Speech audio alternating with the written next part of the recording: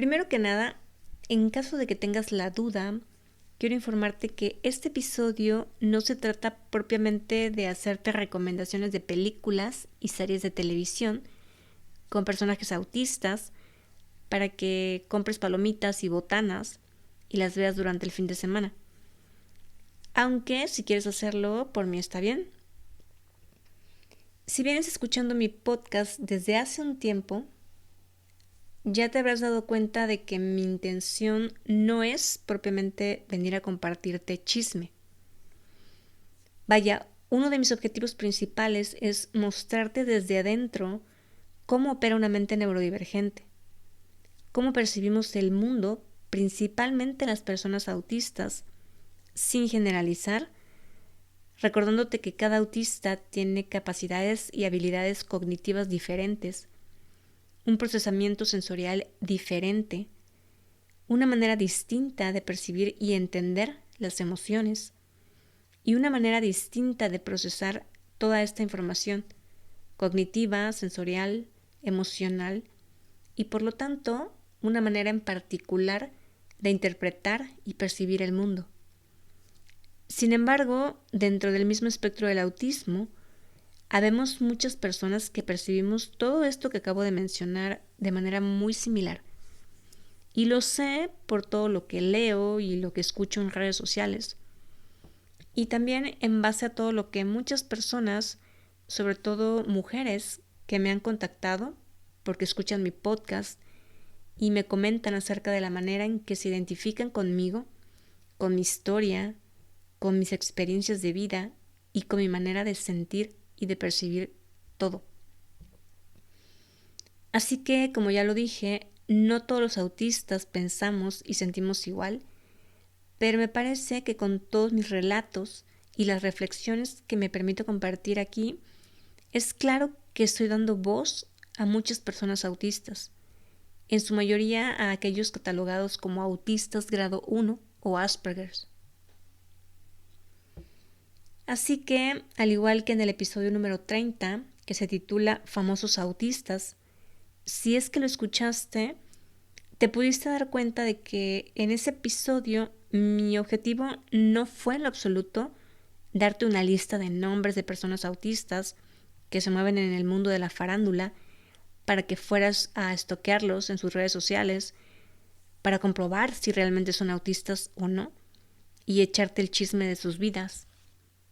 Por lo tanto, lo que me interesa compartirte en este episodio son dos cosas. La primera, darnos cuenta y reflexionar acerca de cómo algunos directores de cine y de televisión, basados no sé exactamente en qué o en quién, pero se han encargado de mostrar cómo se comporta la mente de ciertas personas. No me atrevería a decir que de personas neurodivergentes, aunque pareciera que sí, pero no me consta, porque en algunas de estas películas en ningún momento se especifica si se trata de personajes autistas o neurodivergentes, pero a mi parecer así es. Y la otra cosa que se me hace interesante ver es cómo con el paso del tiempo y a raíz de que cada vez nos hacemos más visibles las personas neurodivergentes, y conforme las neurociencias están estudiando más a fondo el comportamiento de la mente, y bueno, no solo las neurociencias, hay otras técnicas más holísticas, me parece interesante ver cómo es que la industria del cine y la televisión se está encargando de mostrar a la sociedad distintos personajes, en su mayoría autistas, con ciertos rasgos que anteriormente se desconocían o no se mostraban, pero que permiten ver otra faceta de lo que hasta hace muy poco se creía que era el autismo. Esto que te quiero compartir es mi propia reflexión como persona autista, pero ¿quién mejor que un autista para que te diga si todos esos personajes realmente personifican lo que es el autismo?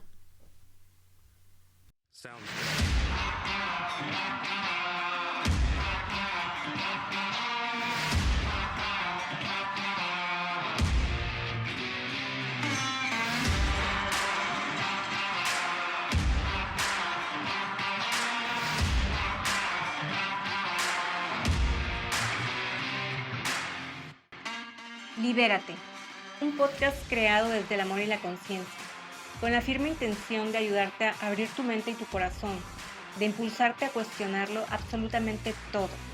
¿Por qué piensas lo que piensas? ¿Por qué sientes lo que sientes? ¿Por qué dices lo que dices? ¿Y por qué actúas en base a todo ello, creyendo que tu verdad es la única verdad que existe? Soy Rubí Elena y en este espacio te compartiré qué es el autismo en primera persona, cómo piensa, cómo siente y cómo percibe el mundo una mente neurodivergente. Te compartiré parte de mi historia personal, cómo fue que a mis 38 años, tras una intensa búsqueda interior, me enteré que soy autista grado 1, o lo que antes se conocía como síndrome de Asperger. ¿Cómo ha sido mi proceso de autoconocimiento? ¿Cómo he cambiado la percepción que tenía de mí misma, aprendiendo a ver mi hipersensibilidad como un don? ¿Cuáles han sido las diferentes herramientas que me han ayudado a reconocer y aceptar lo que soy? A perdonar y sanar tantos errores a lo largo de mi vida, a entender que no podemos cambiar al mundo, pero sí podemos cambiar la manera en que lo percibimos. ¿Por qué considero que es extremadamente importante que aprendamos más acerca de la neurodiversidad y lo que es la verdadera inclusión, no solo como el simple acto de incluir, sino de aprender a convivir con nuestras diferencias? Libérate del miedo al que dirán, a ser rechazado o abandonado, del miedo a no ser suficiente. Aprende a reconocer tus emociones, a sentirlas y a transformarlas. Libérate de tus creencias, de tus patrones limitantes, del miedo a brillar y todo aquello que te impide ver lo que realmente eres. Y lo más importante, confía, déjate guiar por tu intuición, por tu corazón. Escucha el llamado de tu alma. Permítete ser lo que viniste a ser en esta vida.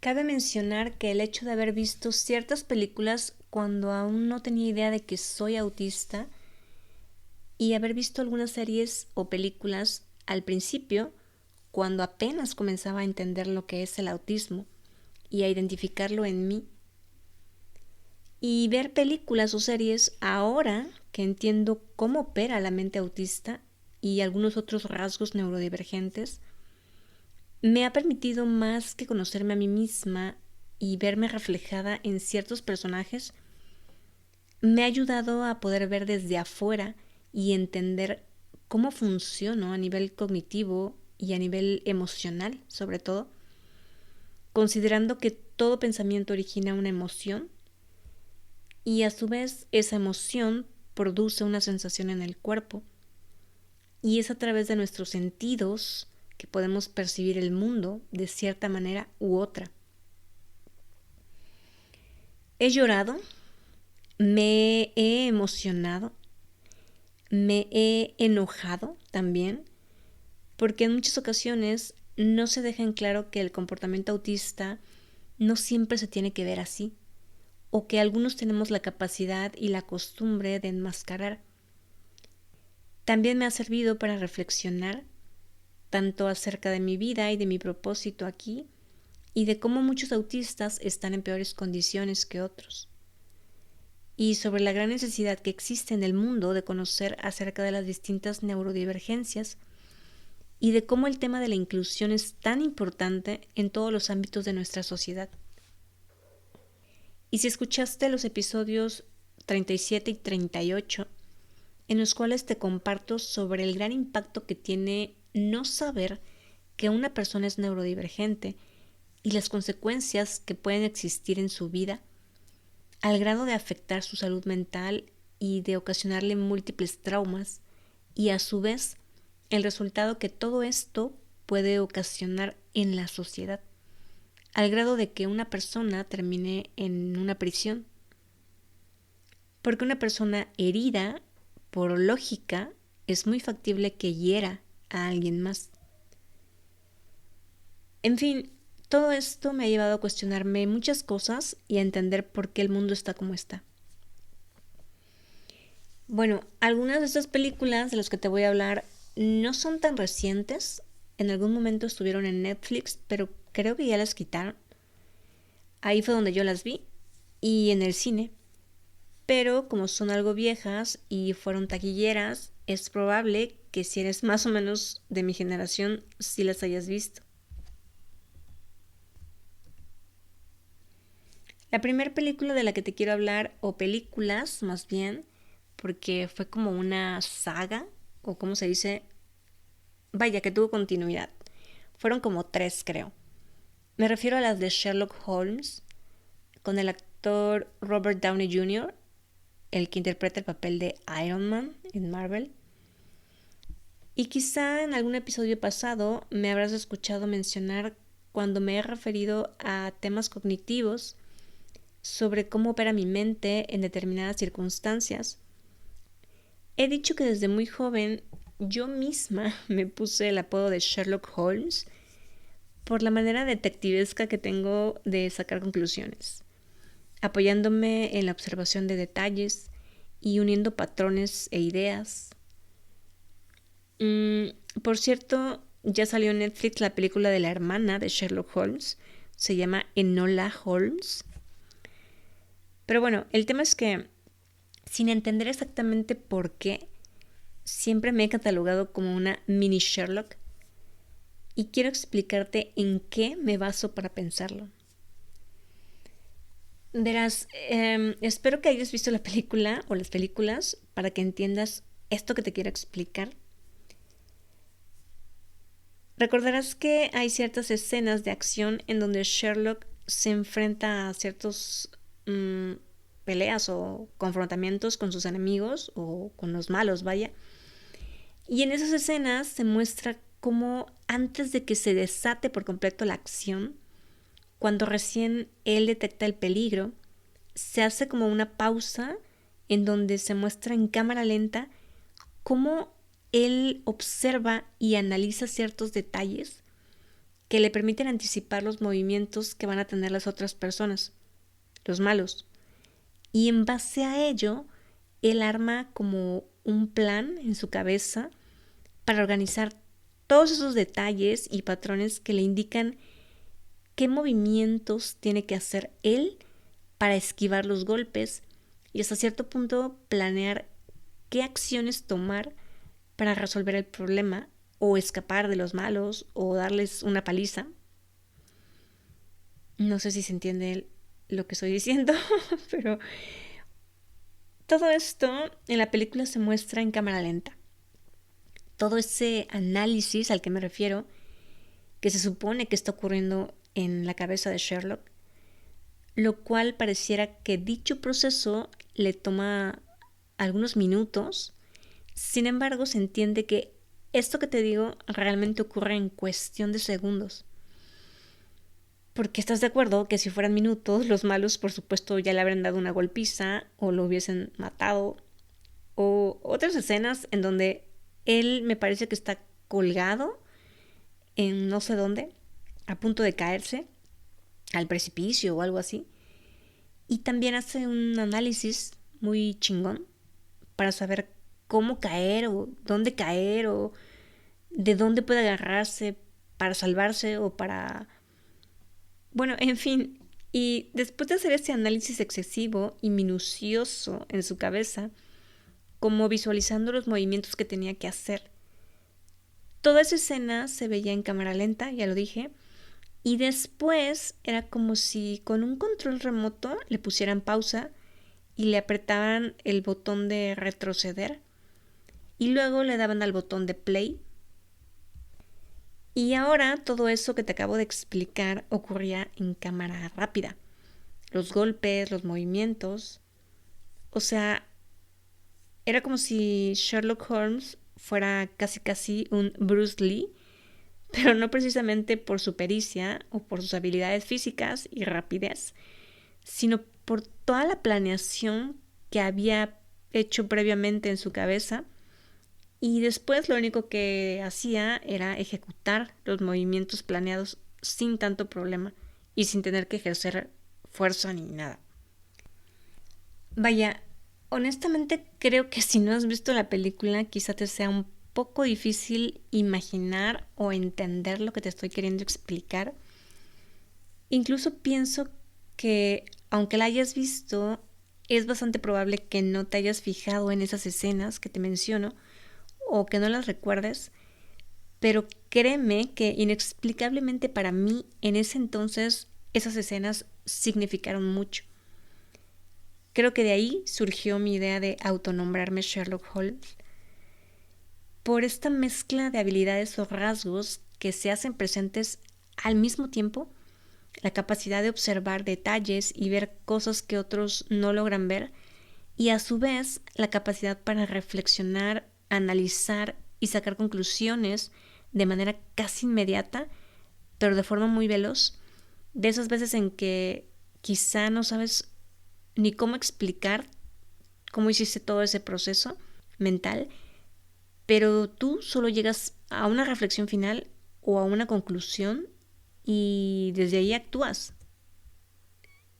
Vaya, no me creo ninguna superwoman, pero desconozco si somos muchas las personas que tenemos ese tipo de procesamiento mental tan detallado, pero a su vez tan rápido. Es que todo ocurre tan rápido y creo que esto es lo que a veces he querido intentar explicar, o creo que he mencionado en algún otro episodio, de que por eso, en mi caso personal, además de una sobreexcitabilidad psicomotora, a veces hablo muy rápido y muchas veces es porque la manera en como estoy hablando es la misma manera en que se presentan mis pensamientos, o sea, como muy rápido.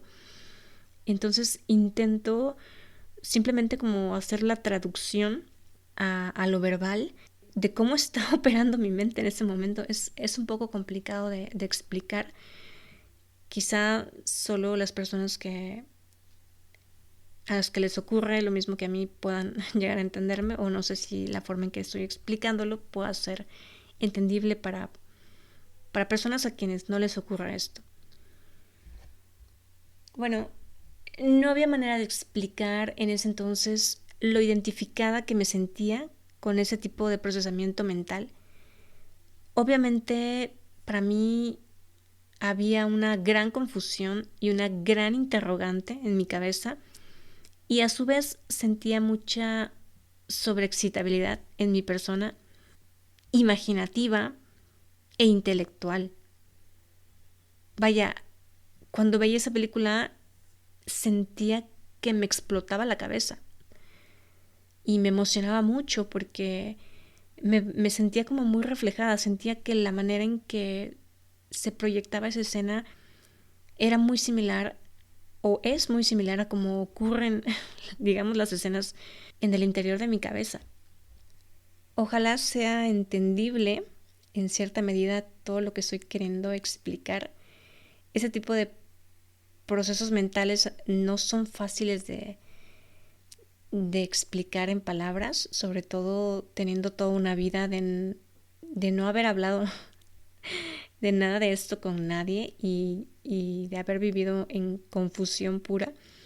Actualmente intento poner en orden mis ideas y ponerle palabras a la manera en cómo percibo y cómo siento que son mis procesos mentales, emocionales y de todo, sensoriales.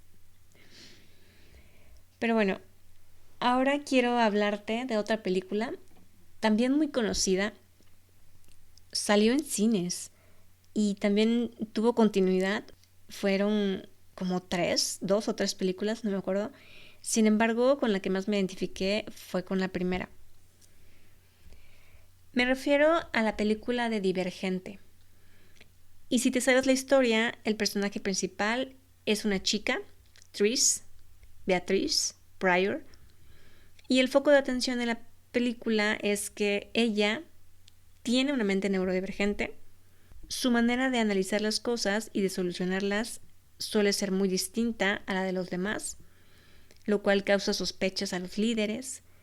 Todo esto ocurre no solo cuando le inyectan un suero para dormirla y entra a una simulación en el sueño donde se supone que tiene que enfrentarse a situaciones difíciles que requieren de una respuesta o solución inteligente, pero también le ocurre en la vida real. Estando despierta, su manera de solucionar las cosas es, digamos, para ella muy lógica, cuando para los demás no. Y con esto yo resueno muchísimo. Quizá a lo largo de mi podcast me has escuchado expresar cierta confusión y frustración con la que he vivido casi toda mi vida, por el hecho de notar cómo mi manera de reflexionar las cosas y de sacar conclusiones suele ser distinta a la de otras personas. No siempre, pero sí con mucha frecuencia. La confusión porque antes no me explicaba cómo por qué ocurre esto. Ahora lo sé, por supuesto. Y la frustración porque a veces, bueno, más bien con mucha frecuencia, me llego a desesperar cuando noto muy claramente que algunas personas a mi alrededor no ven las cosas como yo las veo, incluso aunque se las explique. Incluso aunque mi solución lógica sea la manera más práctica de resolver ciertas situaciones o problemas, como que no le dan la importancia, o les da igual, o ni siquiera se detienen a analizar mi punto de vista, o considerar que existe otra manera de hacer las cosas. Y eso a veces me desespera. Y es ahí donde tengo que hacer uso de mi entrenamiento mental y de la meditación y de todas las herramientas que me ayudan a liberar todas las emociones que eso me provoca y toda aquella actividad que me permita relajarme, aunque sea un poco, para poder pausar, introspectar y trabajar en aceptar que no todos piensan como yo. Pero es un proceso que honestamente suele ser muy desgastante, sobre todo por el montón de cuestionamientos y pensamientos que ya he dicho que surgen en mi cabeza. Y bueno, durante la trama de la película, Tris resuelve muy fácilmente todas las situaciones que se le presentan y eso hace que los líderes se den cuenta de que es una divergente. Y primero quieren deshacerse de ella, pero también les interesa investigar cómo es que funciona su cerebro. Y en la segunda película, si no mal recuerdo, quieren utilizar sus habilidades. No recuerdo exactamente para qué, pero básicamente para ganar poder y control sobre las facciones, que así es como les llamaban a las distintas clases sociales.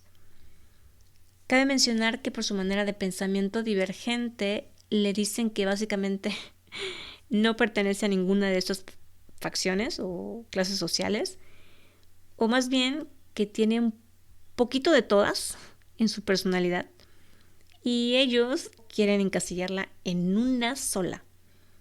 Pero como eso no es posible, prefieren desterrarla. No sé si eres neurodivergente, a lo mejor te resuena mucho esta historia, que quieren hacerte encajar en un molde y realmente pues no estás hecho para encajar en ninguno de esos, tienes tu propio molde.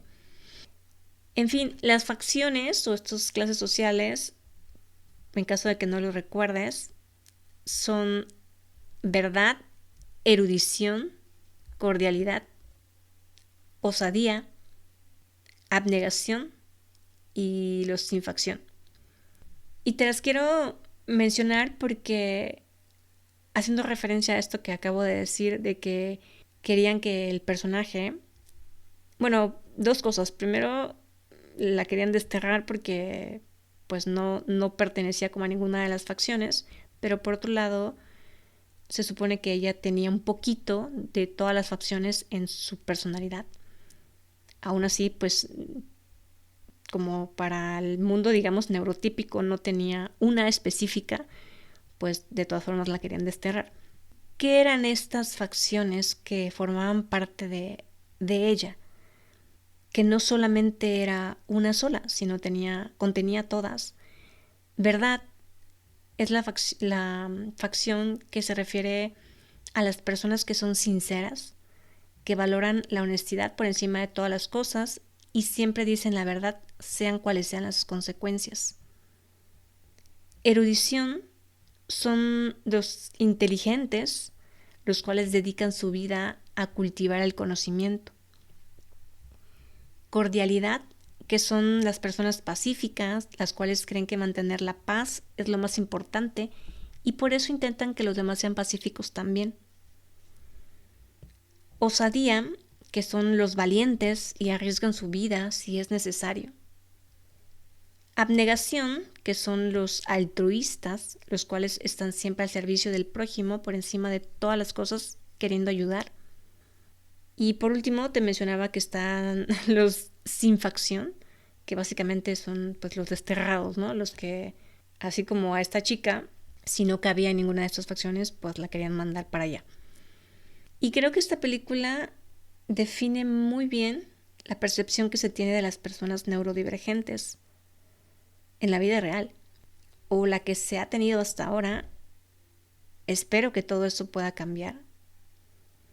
Antes de saber que soy autista, creo que vi esa película como alrededor de, no sé, 5 o 6 veces.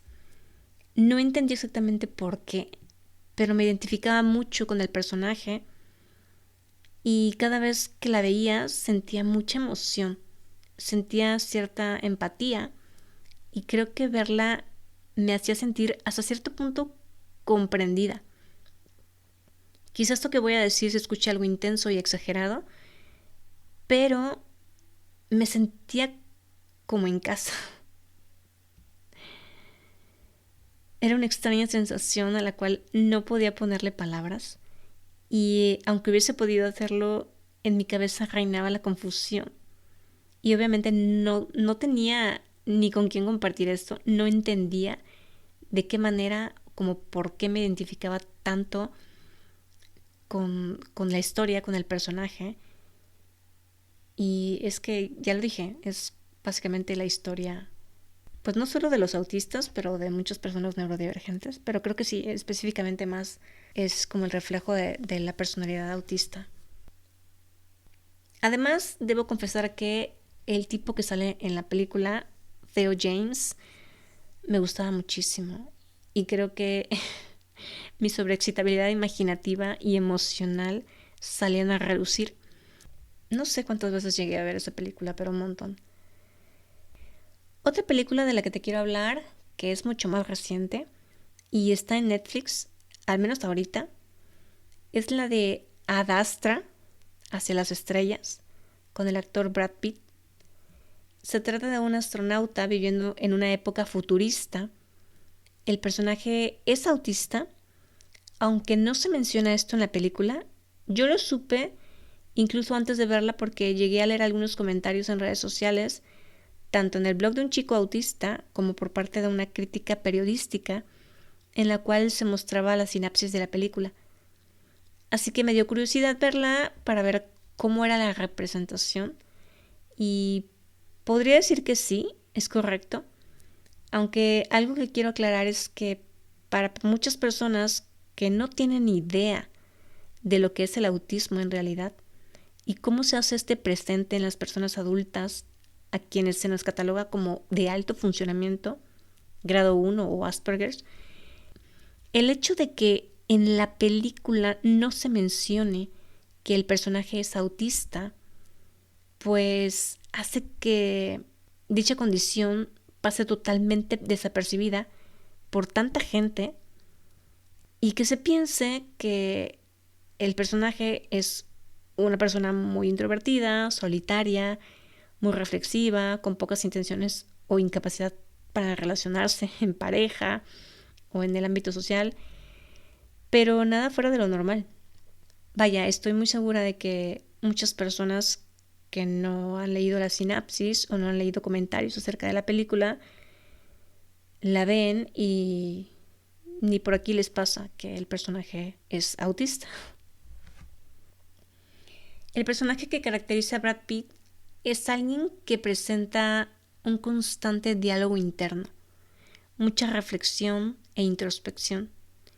Alguien que se hace muchos cuestionamientos a sí mismo, que ciertamente tiene algunas, no dificultades, pero sí muchos porqués de su personalidad que le impiden estar presente en su relación de pareja. Le incomoda de cierta manera el contacto físico con otras personas, se entiende que tiene el rasgo de hiperenfocarse en temas de su interés, lo cual le permite convertirse en alguien que es excelente en su trabajo, con total dominio, que tiene determinación y que tiene una gran capacidad de enmascaramiento. Por supuesto, ahora que conozco todos los rasgos que se hacen presentes en las personas autistas y he logrado ir identificando en mí misma todo esto, es que se me facilita mucho darme cuenta cuando alguien más presenta rasgos similares.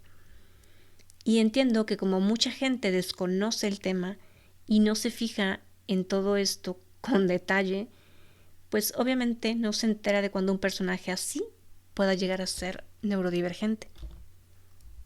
También se muestra en la película cierto grado de alexitimia por parte del personaje, lo cual hace que no logre identificar él qué está sintiendo, y eso lo hace parecer como con una actitud un poco fría. Hay una escena al inicio de la película en que Brad Pitt cae de una torre porque ocurre una explosión. Es rescatado y cuando está en la habitación recuperándose, él mismo, en su propio diálogo interno, hace el comentario de que, a sabiendas de que sobrevivió al accidente, se sabe sobreviviente y sabe que pudo haber muerto, a pesar de ello y de hacer esa reflexión, él mismo no sabe cómo se siente, no sabe qué emociones están presentes en él.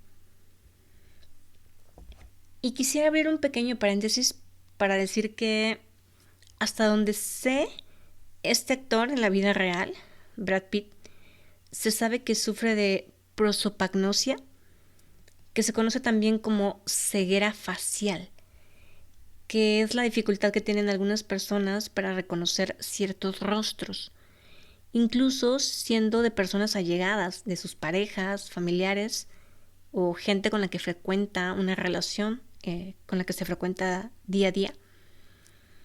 Se piensa que la prosopagnosia es el resultado de anomalías, daños o deterioro en la circunvolución fusiforme derecha, específicamente en el área fusiforme facial, un pliegue que aparece en el cerebro para coordinar los sistemas neurales que controlan la percepción facial y la memoria. Esta anomalía puede ser consecuencia de un accidente cerebrovascular, un traumatismo cerebral o ciertas patologías neurodegenerativas. Pero en algunos casos se puede presentar congénitamente, es decir, desde el nacimiento, pudiendo ser hereditaria. La prosopagnosia se considera una patología neurodegenerativa y se hace presente también en muchas personas autistas, ya que puede ocurrir desde nacimiento o por otros motivos a lo largo de la vida. Algunas personas con esta afección pueden llegar a reconocer ciertos rostros, pero no pueden identificar a quién le pertenecen. O sea, saben que es alguien de confianza, alguien con quien viven incluso o frecuentan, pero les cuesta trabajo saber exactamente quién es. Se dice que al menos 1 de cada 50 personas pueden experimentar dificultades de reconocimiento facial lo suficientemente graves como para afectar su vida cotidiana, lo cual puede generar mucha ansiedad y depresión a consecuencia de las dificultades sociales que experimentan debido a ello. Pero bueno, cerrando el paréntesis y regresando al tema de las películas, hay varias que tratan de personas autistas, pero algunas no las he podido ver porque no están en Netflix y en México o Latinoamérica todavía no están disponibles. Pero he visto que algunos autistas de España las están recomendando en sus redes sociales.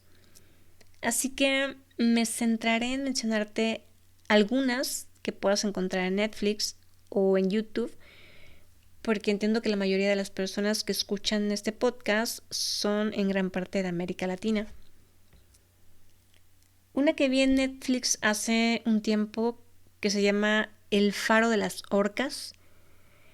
Trata de un niño el cual creo que es la típica imagen de lo que hasta ahora se creía que era el autismo, única y exclusivamente. Un niño, varón, que no mira los ojos, que se balancea y aletea con las manos, que casi no habla, o no habla, de hecho en toda la película, sino hasta el final, dice creo algunas palabras. Tiene hipersensibilidad táctil, dado que utiliza un guante para poder agarrar las cosas, se la pasa apilando objetos, etc.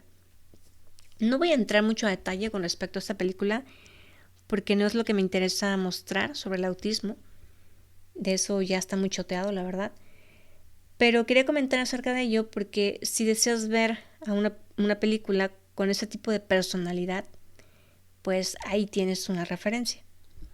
Lo único que sí quisiera compartir es algo que me parece importantísimo, que es con respecto a la falsa creencia que tienen algunas personas de que un chico autista que no te mira a los ojos y aparentemente tiene la vista perdida o está hiperenfocado haciendo alguna fila con sus juguetes o cualquier otra cosa, eso no quiere decir que no tenga las antenitas bien paradas.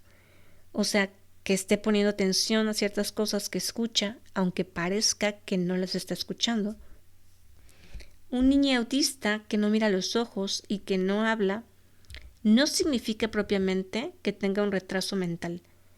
Se ha comprobado que existen muchos autistas con altas capacidades, las cuales desafortunadamente, al no poder ponerles palabras o tener la facilidad para mostrar dichas capacidades o habilidades, eso puede no ser entendible para los demás y lo pueden terminar afectando aún más, creyendo que es tonto y que no entiende las cosas, cuando muchas veces puede ser más capaz e inteligente que el promedio de la gente con la que se relaciona. Pero como no se le da el adecuado apoyo por creer que ni siquiera vale la pena intentarlo, eso muchas veces le provoca más daño al grado de que genere altos niveles de ansiedad y se autolesione. Pero bueno, pasando a otra película, hay una que ya es vieja, salió creo que en el año 2015, con el actor papacito Josh Hartnett, se llama Mozart and the Whale, Mozart y la ballena. No es en Netflix y tampoco honestamente la encontré en YouTube. Digo, no la busqué demasiado, pero en YouTube hay algunos videitos cortos y bueno, son dos los actores principales. Es la típica pareja heterosexual. Muchas cosas que decir de esta película, honestamente. Primero que nada, en ese entonces el síndrome de Asperger apenas estaba reconociéndose dentro del espectro del autismo. Muy pocas personas sabían esto, obviamente en su mayoría profesionales de la salud mental, que estaban al tanto de los cambios en el manual DSM de trastornos mentales en Estados Unidos. Por supuesto, el resto de la sociedad seguían llamándolo síndrome de Asperger. Obviamente el director de esta película, que no tengo idea de quién fue, digamos que no estaba para nada actualizado en el tema, y al igual que otros directores de cine, se dedicaron a mostrar una idea específica del autismo, abarcando también a los Aspergers o autistas grado 1. Comienzo por decir que en esta película, aparte de los dos personajes principales, al resto de los autistas que aparecen en escena, a todos o a casi todos los muestran como personas con niveles distintos de trastornos mentales. Incluso cuando a Donald, que es el personaje representado por Josh Hartnett, lo contratan para trabajar dentro del hospital psiquiátrico, el gerente le hace el comentario de que lo quieren contratar porque quieren darle la oportunidad a personas con necesidades especiales. Te recuerdo que el espectro del autismo, como su nombre lo indica, abarca muchos tipos de personalidades. Por supuesto que existen autistas que además del autismo presentan discapacidad intelectual, algunos muy marcada, otros no tanto, y ya vemos quienes no tenemos ningún tipo de discapacidad intelectual. Incluso existe dentro de los propios autistas la doble excepcionalidad, que hace referencia a una alta capacidad intelectual, la cual también erróneamente en su momento fue considerada como una característica propia del autismo. Y es curioso porque, por un lado, algunos piensan que el autismo es sinónimo de retraso mental y por otro lado muchos piensan que ser autista significa ser un genio o superdotado. O sea, confusión pura cuando existe la ignorancia de por medio. Pero bueno, continuando con los personajes, a él lo muestran con una personalidad la cual no hace nunca contacto visual, se balancea cuando está nervioso, es algo tímido y tiene problemas para interactuar socialmente. No le gusta mucho el contacto físico, en algunos momentos se muestra muy emocional.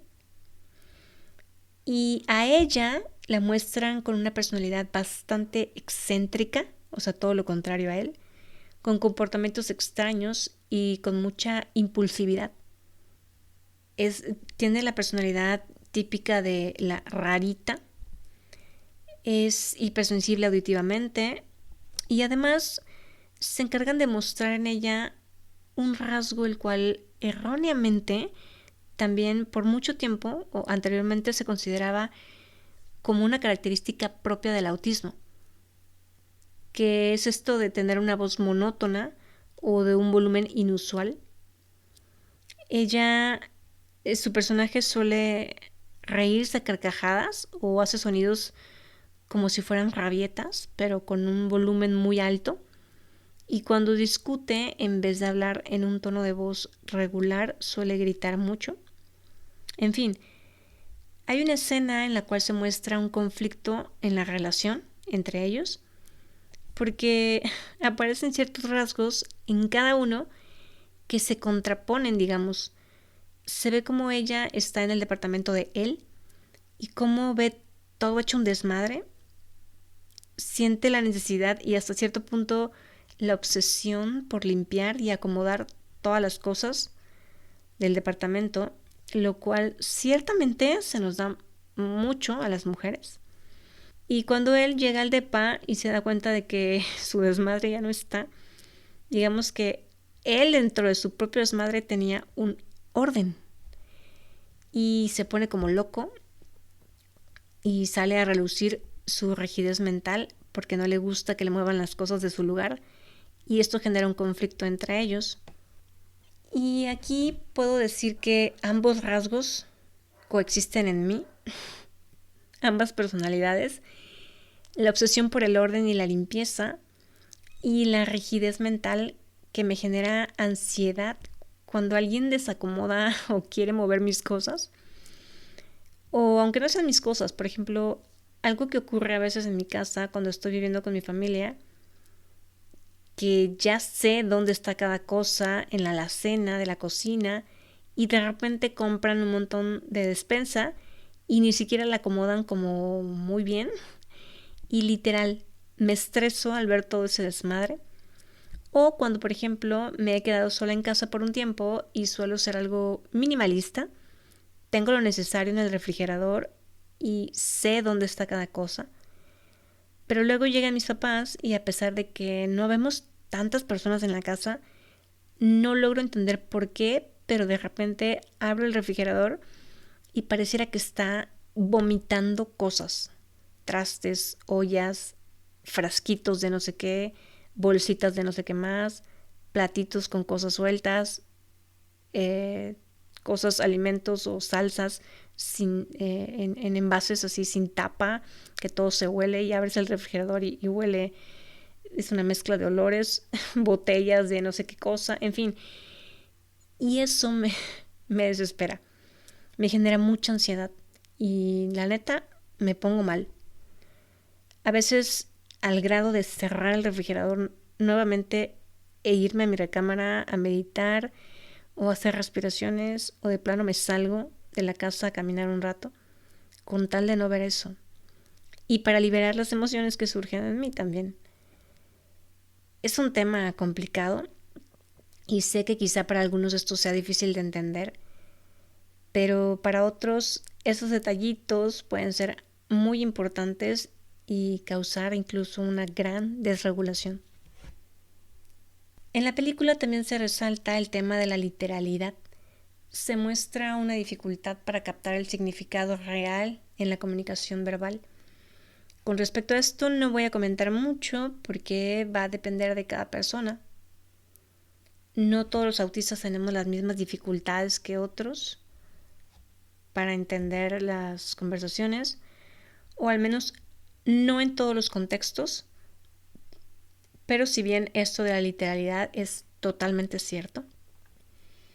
Algo que no me agrada de la película es que dan a entender lo que desafortunadamente se ha convertido en un mito del autismo, que es con respecto a la falta de capacidad para sentir empatía y sentir muy poca preocupación por los sentimientos de las otras personas. No pienso adentrarme mucho en este tema porque ya lo he tocado en otros episodios a detalle, específicamente en el episodio donde te hablo acerca de la alexitimia, y no recuerdo en cuál otro, pero te recuerdo, como ya lo dije, el autismo es un espectro y existen autistas a los que debido a ciertos procesos cognitivos se les puede dificultar identificar o reconocer algunos gestos, lo cual puede estar relacionado con la forma en que operan sus neuronas espejo, o que debido a la lexitimia sí se puede, pero más bien lo que se dificulta es expresar sentimientos o emociones. Y otra razón sería que por un tema de sobreexcitabilidad, la misma persona evite demostrar la intensidad con la que siente sus emociones, y esto lo hace parecer a veces un poco frío. Otro rasgo que intentan mostrar en la película tiene que ver con la falta de conocimiento de los límites y las normas sociales. Y aquí quiero recalcar algo que es muy importante, porque te recuerdo que en esta película se habla mayormente de los Asperger o autistas grado 1. Y quiero mencionar que este rasgo es aún más común en todos aquellos autistas que nos identificamos con otra neurodivergencia llamada altas capacidades, o en este caso la doble excepcionalidad, que incluso para las personas que no son autistas, pero que sí tienen altas capacidades, esto también es común. Este rasgo que está relacionado con una sobreexcitabilidad intelectual que muchas veces nos lleva a tener conflicto al relacionarnos con las figuras de autoridad, que muchas veces se confunde con una actitud rebelde o con ganas de joder al prójimo cuando cuestionamos las reglas de la sociedad. Por eso lo aclaro, porque este rasgo no es totalmente propio del autismo ni se hace presente en todos los autistas. En uno de los videos cortos que te digo que aparecen en YouTube de esta película, al final la persona que publicó el video puso un comentario y la neta me conmovió mucho, pero también me molestó, porque es como si estuvieran reiterando que el autismo es una afectación mental, sinónimo de una discapacidad severa. Y al menos, a mi parecer, el mensaje denota más que ternura y compasión. Yo detecto cierto grado de lástima oculta en el dicho mensaje, porque dice algo así como: las personas que sufren esta enfermedad pueden tener comportamientos diferentes, pero también son capaces de amar y sentir cariño como cualquier persona normal. O sea, me quedo sin comentarios. Y por supuesto que somos capaces de amar y de sentir cariño. Eso es un hecho. No somos marcianos tampoco. Perdón, estoy juzgando una especie que ni siquiera conozco, a lo mejor, y tienen una mayor empatía que los seres humanos y son más hipersensibles que incluso los autistas. No lo sé. Y bueno, finalmente, algo que se encargan de mostrar en esta película es que ambos personajes principales son unos genios. Ella tiene grandes habilidades para la música y el arte, y él tiene una capacidad enorme y fluida con los números desde que era niño. Y con esto quiero mencionar la confusión que muchas personas han tenido durante mucho tiempo queriendo relacionar a los autistas con la superdotación. Que no digo que no pueda estar relacionada, por supuesto que esto también es cierto. Sin embargo, quiero aclarar que esa genialidad o superdotación no propiamente es una característica exclusiva del autismo. Recuerda que pueden coexistir varias neurodivergencias en una misma persona. Y a esta capacidad de poder hacer cuentas a nivel mental y poder visualizar muchos números con sus 1000, 8000 dígitos e incluso ser más preciso que una computadora, eso más bien se debe a otra condición del neurodesarrollo conocida como savant. Traducida al español, síndrome del sabio, y la cual erróneamente suele ser definida como una afección presente en una persona con discapacidades mentales significativas, la cual demuestra ciertas habilidades en un grado muy por encima del promedio. Dichas habilidades suelen estar relacionadas con la memorización de información, la hipercalculia, que se refiere a la habilidad para realizar cálculos matemáticos con una capacidad superior a la capacidad de aprendizaje de la gente en general. También puede incluir una gran capacidad para interpretar mapas y también tener habilidades artísticas vinculadas con la sinestesia, que es esta capacidad sensorial que tienen algunos para ver colores cuando escuchan una nota musical o cuando ven algún número o letra, o ver o saborear sonidos, oler colores, saborear formas, etc. Siendo esto último una reacción involuntaria ante ciertos estímulos sensoriales. Bueno, ¿y por qué digo que erróneamente se ha considerado que este síndrome del sabio, savant, solo se hacía presente en personas con discapacidad intelectual? Porque actualmente se ha comprobado que no es así. De hecho, hay 2 documentales en donde se demuestra esto, personas savant sin discapacidad intelectual.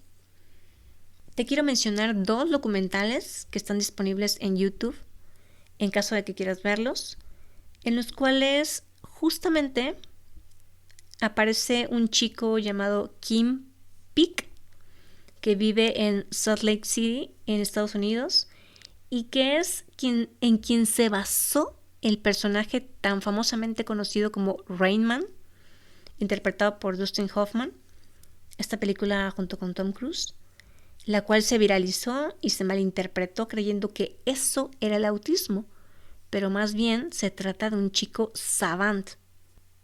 Creo que así se pronuncia, no sé. Uno de los documentales se llama El niño con el cerebro increíble.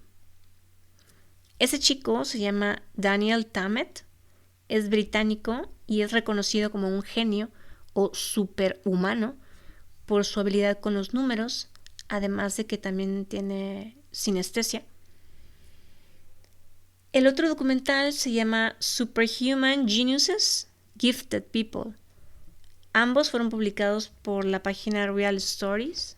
Si te interesa verlos, escríbeme en mis redes sociales y con gusto te comparto el link o el nombre completo para que los puedas encontrar en YouTube. Así que por eso es importante que aprendamos acerca de cuáles son las diferentes neurodivergencias que existen, para no andar confundiendo, criticando, haciendo comentarios ignorantes e hirientes e invalidando las experiencias de vida de muchas personas, como es el caso de muchos autistas, que al no mostrar una personalidad y una conducta parecida a la del famoso Rain Man o Sheldon Cooper, la gente aún se atreve a decir que no parecen autistas.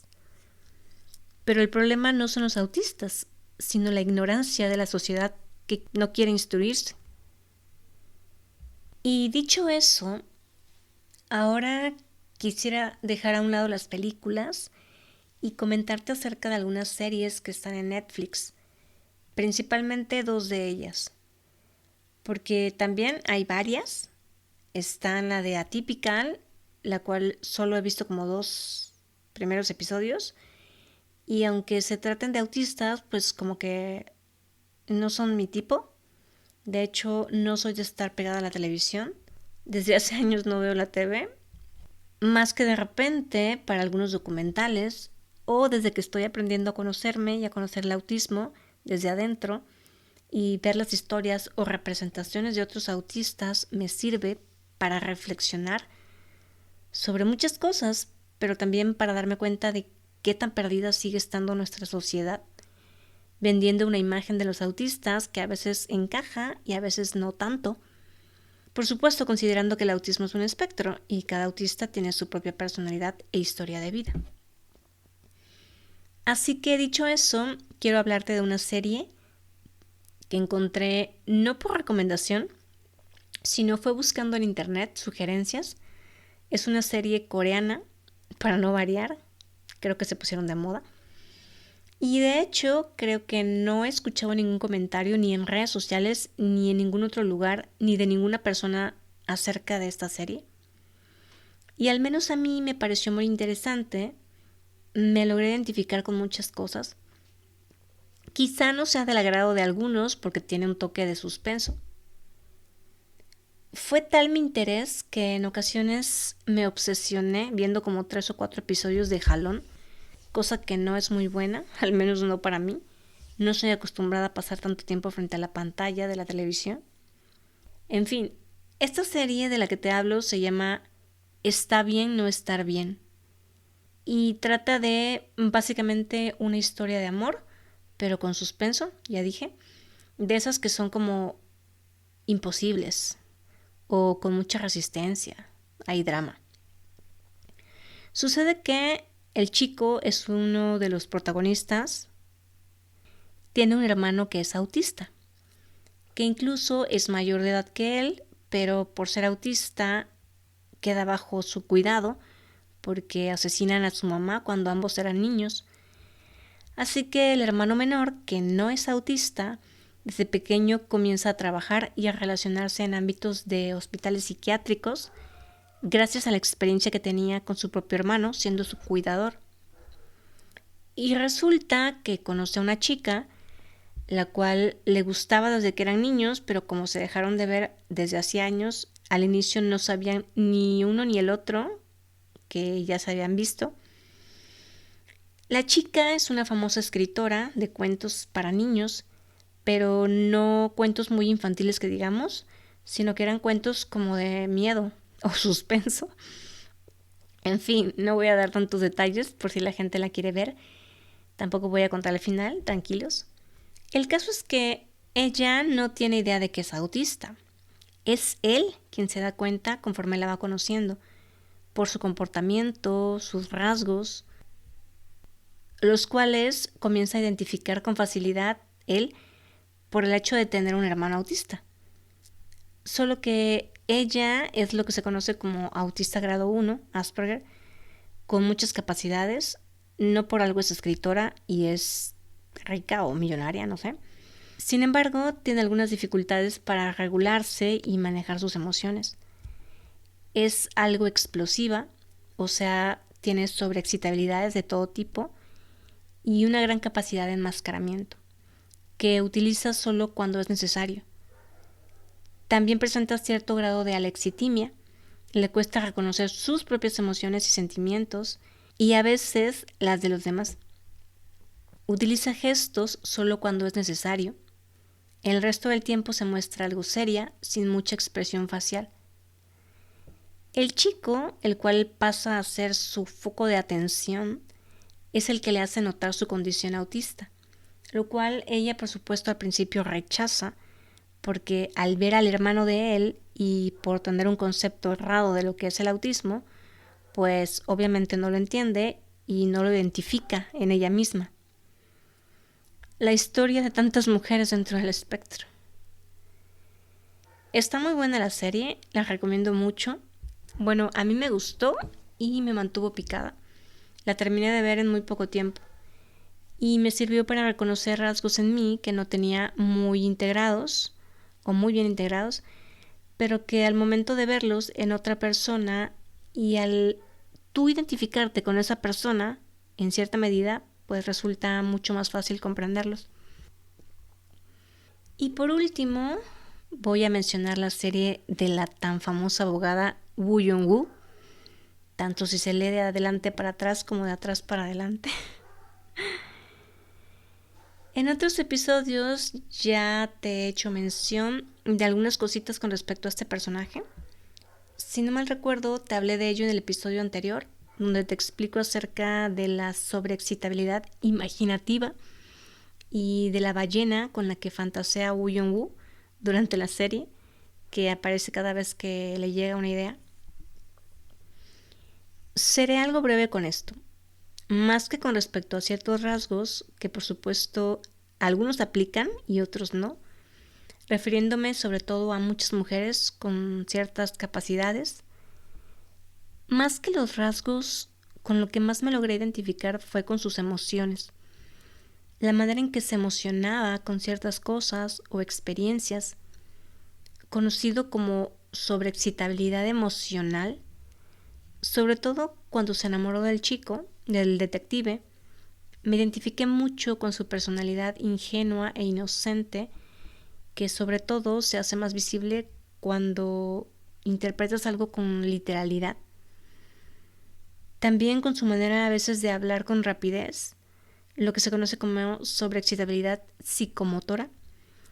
Y algo último que me conmovió en varias ocasiones fue, me identifiqué con esta sensación de muchas veces sentirte inadecuada, diferente, lo cual a muchos nos lleva a desvalorizarnos en cierta medida, a conservar a propósito un perfil bajo para no llamar mucho la atención, una personalidad introvertida, sin compartir mucho nuestra opinión porque creemos que puede llegar a incomodar a otros o a causar descontento, y que muchas veces la manera de expresarnos pueda parecer confrontadora o grosera por el hecho de no saber poner filtro en lo que decimos.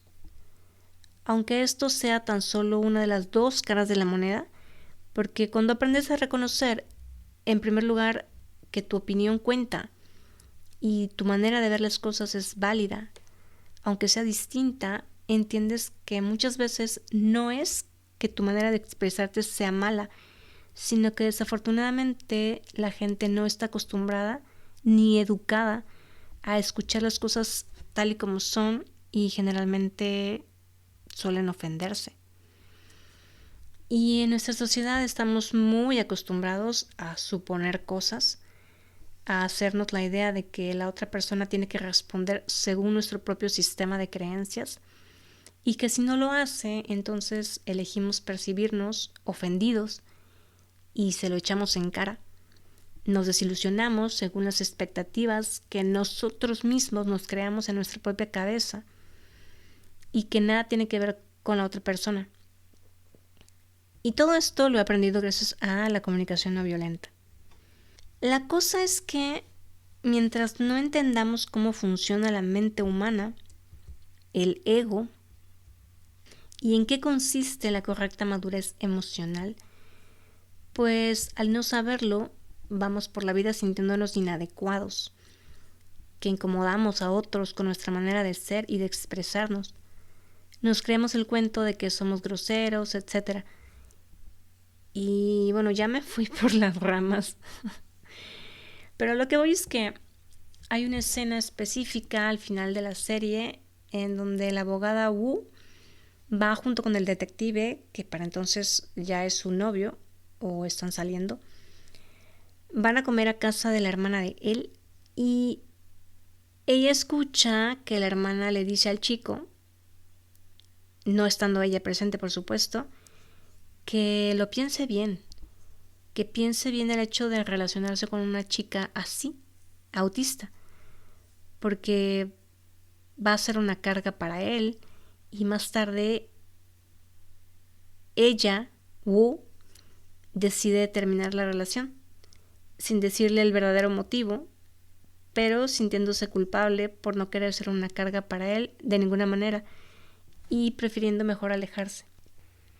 Y con esa escena no estoy diciendo que eso sea exactamente lo que me hace sentir identificada, refiriéndome al tema de pareja, sino, como lo mencionaba anteriormente, la sensación de sentirte inadecuada que te lleva a sentir que no encajas ni en tus círculos más cercanos, a reconocer que no eres como los demás.